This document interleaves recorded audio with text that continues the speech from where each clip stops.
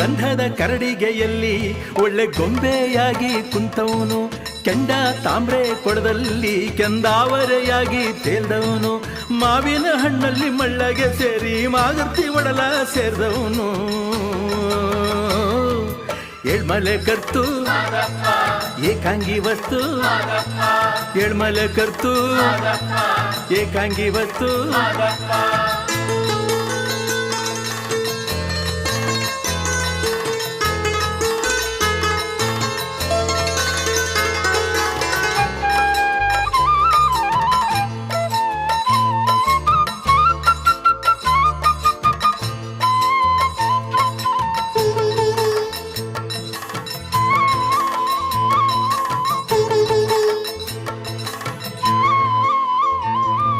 ಹರಿದು ಬರುವಂತ ಹಾವನೆಲ್ಲ ಮಲ್ಲೆ ಹೂವಾಗಿ ಚೆಲ್ಲಿದ ಮಾದಪ್ಪ.